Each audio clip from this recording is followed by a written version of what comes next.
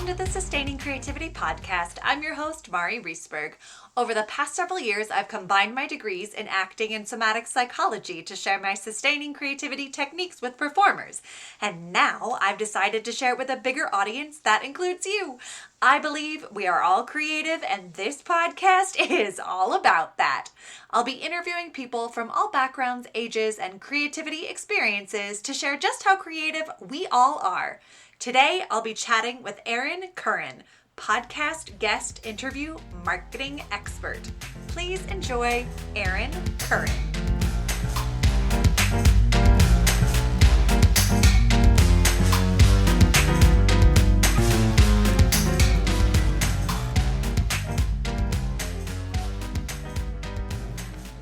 Welcome to the Sustaining Creativity Podcast. Today, I'm here with Erin Curran.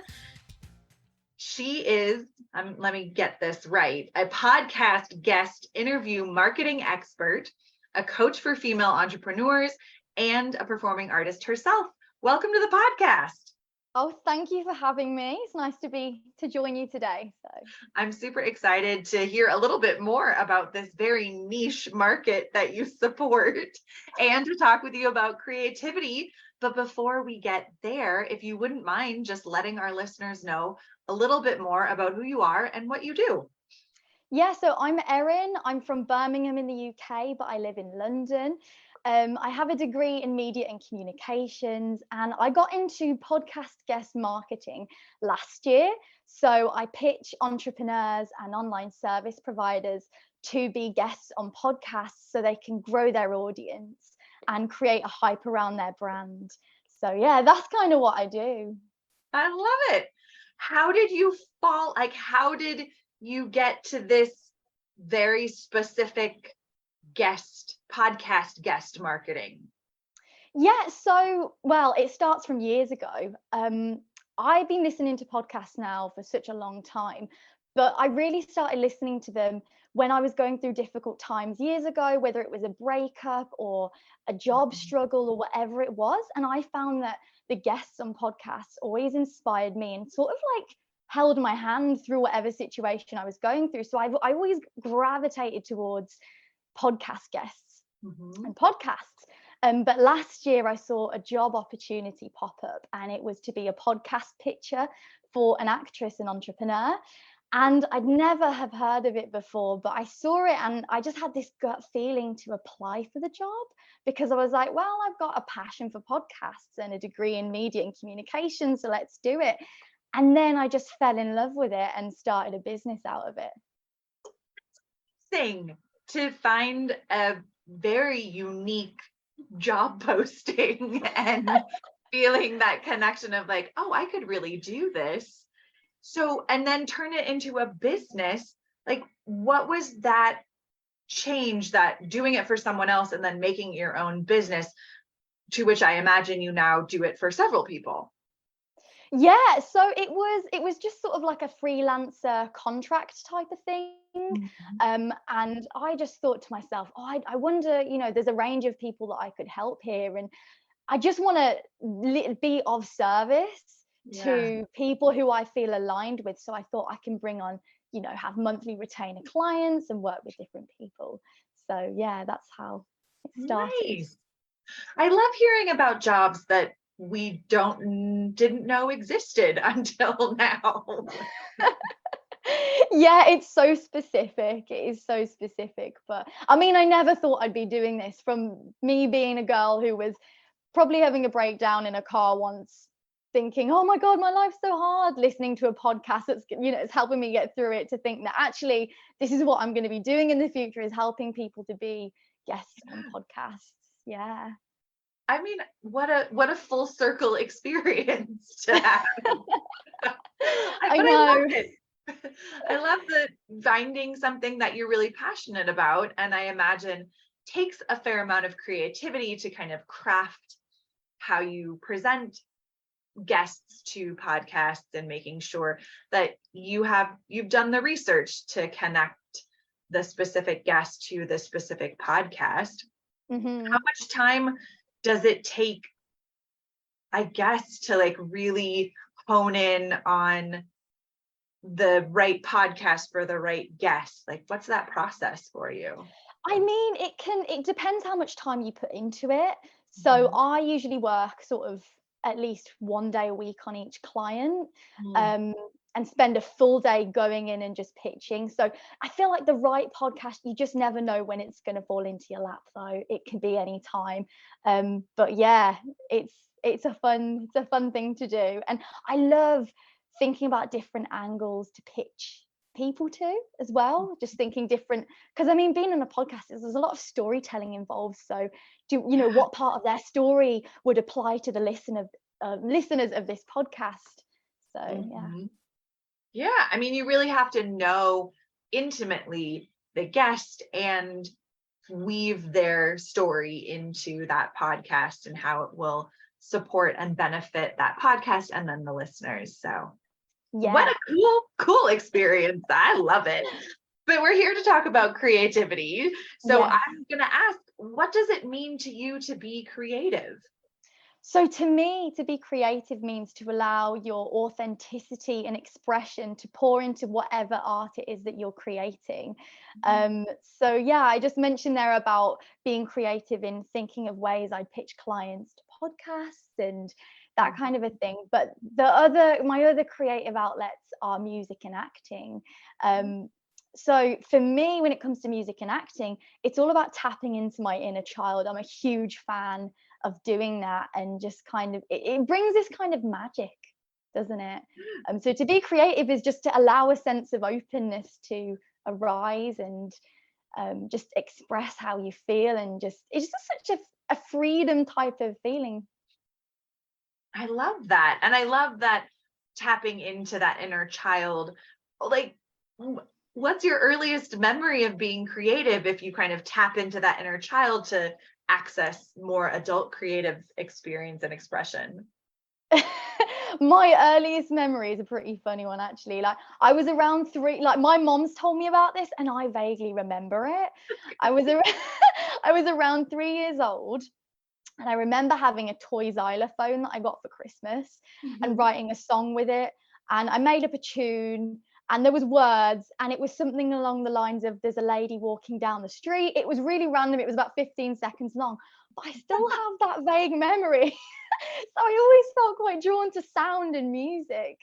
I love it. And I love the kind of stream of consciousness lyrics of someone walking down the street, and that, kind of how those little kid brains, our little kid brains work. How has kind of your childhood experience of creativity informed your adult expression of creativity? That's a really good question. I'd say probably because as a child, I just let my mind go anywhere, and I loved improvising. So I think that Mm-hmm. I've taken that with me into adulthood, Mm. in terms of getting creative, and I feel like you can't force creativity. You've just got to let it flow. And I try and get into that state of flow when I'm creating, and just improvise and see where it takes me, and follow my joy. So that's what I do. Oh, I love that. The improvisation, following joy. Do you think that those two pieces help you be a more effective podcast pitcher, guest pitcher? Yeah, I think they do, to be fair, because like I'm always thinking, if one thing's not working, if something's not quite fitting, whether it's a pitch angle or whether it's, I don't know, I'm trying to think now, communications in some way, I always think I'm very like solution orientated. I always look for the solution. So I Mhm. allow that improvisation and creativity to seep into the, finding that solution. Yeah. Oh, I love it. I mean, I think I love hearing how people's creative expression in childhood shows up in adulthood and how it continues to support creative experience and creative expression. Who, Yeah. when you think about kind of inspiration in your life currently, who or what is inspiring you these days? Oh, do you know, I draw from so many sources of inspiration, so many. But I really like, and I've been listening to his podcast as well for a while, Jay Shetty. I don't know if you've heard of Jay Yeah. Shetty. Yeah, I like his On Purpose podcast. I've been listening to that so long. But I always find that he has these quotes that Yeah. I just resonate with. I'm like, oh my goodness, I'm like, I need to write that down on my phone. And I think one of them that really stood out for me was his rejection episode, and just, talking about resilience and how to be resilient. And I loved his quote. I don't know if it's his or if he's taking it from somewhere else, but I wrote it down anyway. It was, rejection is redirection. So it's about reframing what rejection means. So I feel quite inspired by Jay Shetty in just so many ways, and that's just one way, because I think that everybody could do with a bit of that advice, a bit of that, just tweaking your perspective of a situation which could potentially get you down. Yeah, absolutely. I that's a great quote. And you talking about resilience reminds me of, like, creativity is a way to foster resilience in our life. And that resilience is something we can learn, like creativity. It's not something that some people have and other people don't. We all have access to it. We just have to learn some skills. When you think of kind of resilience in your own life, how does creativity support resilience for you? Oh, I love that question as well. For me, creativity supports resilience.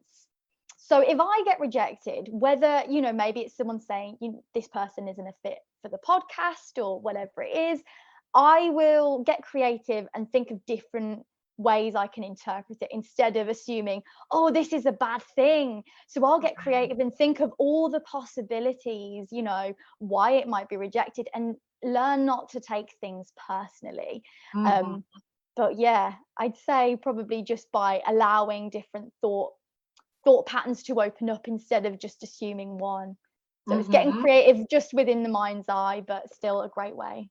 Yeah. Oh, what a fantastic, like, way to transform rejection that can be challenging. Hearing someone say, no, it's not a good fit, and then taking that and reframing it to say, it's not this person's fit, but here's how it could be for someone else, or being able to, twist it. Someone was talking about creativity is just twisting an idea. And twisting an idea. I love that. That's great. yeah, I think it sounds like a lot of what you do in supporting clients. But I imagine, working with guests or your entrepreneurs, or even, friends or family in your own life, that you come across people who may not think that they're creative. How would you support, or how would you encourage others to find creativity in their life? Oh, I love that. I would probably say, just reflect. It's kind of what I've been saying before, but reflect back on how you tapped into creativity as a child. Think about what that was. Did you like dancing as a kid? Did you like art as a kid?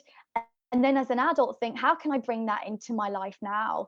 Do I maybe want to just try an art class with a sense of nostalgia, or take a dance class? And what lit me up back then that I can just get in touch with now, and that can relight that spark, just in a slightly different way, maybe. So I think reflection is a huge thing, and maybe even just writing down what it was that, how you've ever been creative in the past in any way. And you'll then realize, actually, there are things that I'm good at, and there are things that I'm really creative at.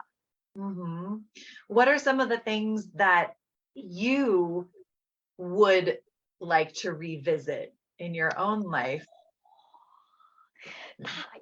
What I would like to revisit, I would say dance.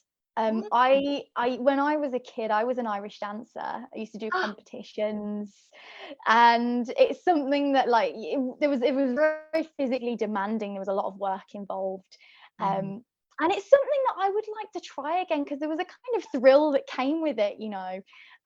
Getting up and doing a jig, and kind of thinking about, oh, what sequence is next, and staying in time to the music. You get a bit of an adrenaline rush. So I think that as an adult, like, I would really like to maybe take an Irish dancing class. again Oh, sometime. how fun. Oh my goodness.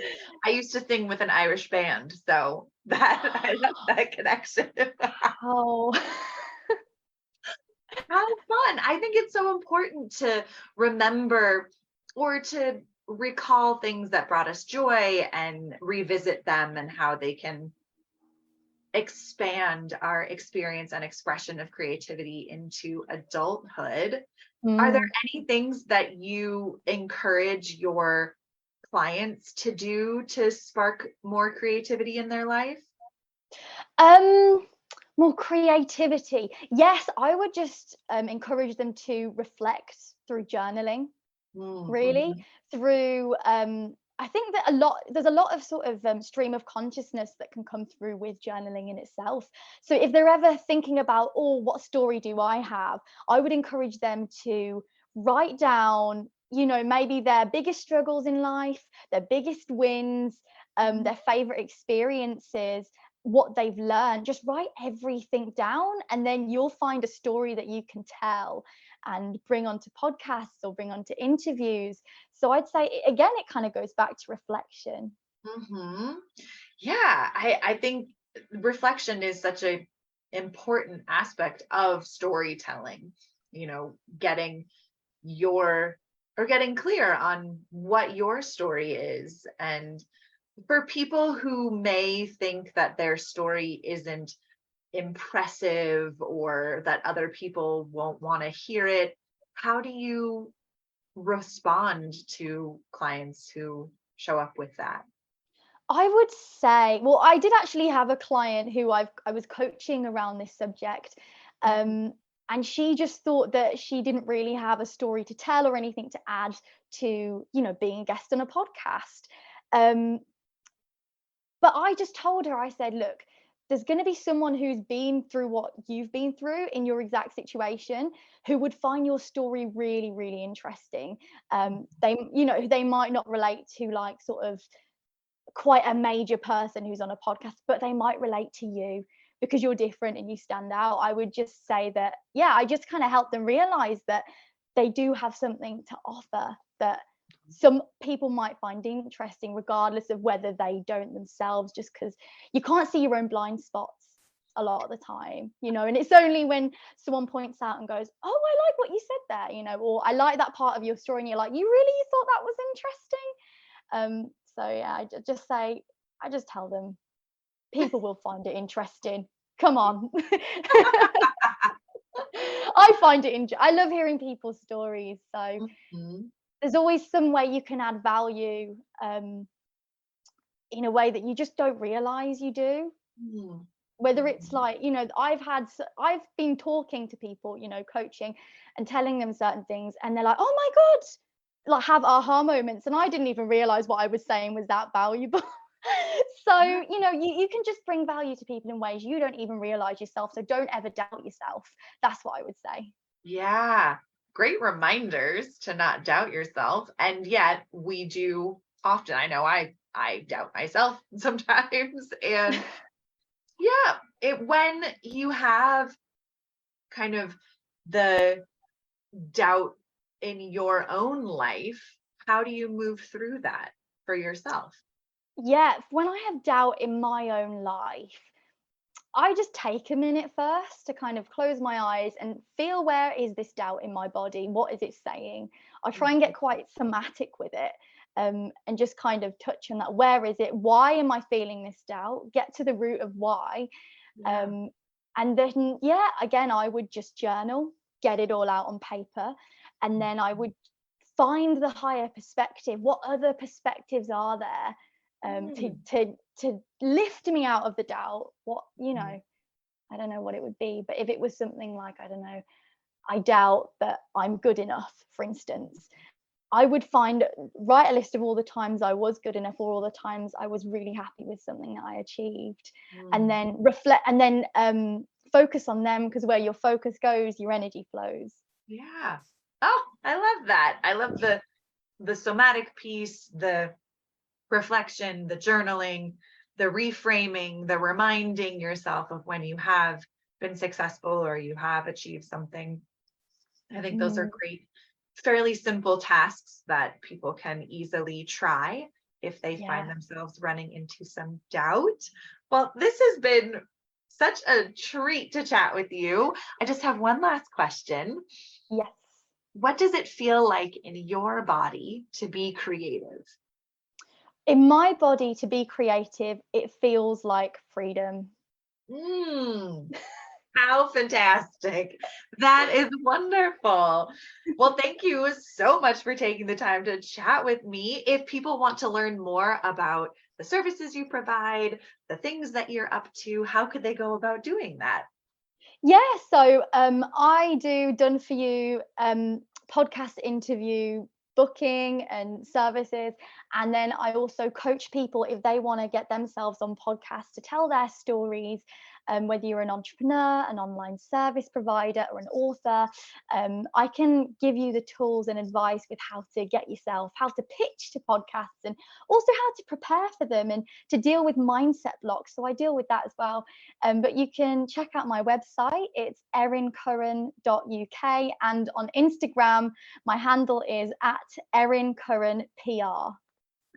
Perfect. Well, I will put those in show notes so people have easy access to them. And thank you so much for taking the time to chat with me. It's been such a treat. Oh, me too. I've really enjoyed this interview. Thank you.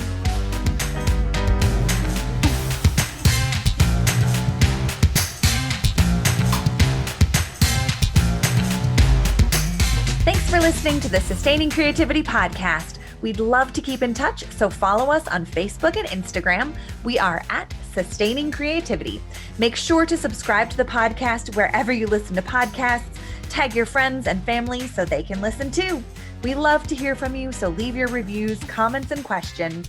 Check out our website, sustainingcreativity.com, for upcoming offerings and creativity coaching. Tune in Tuesdays for our next episode. And remember, with creativity, anything's possible.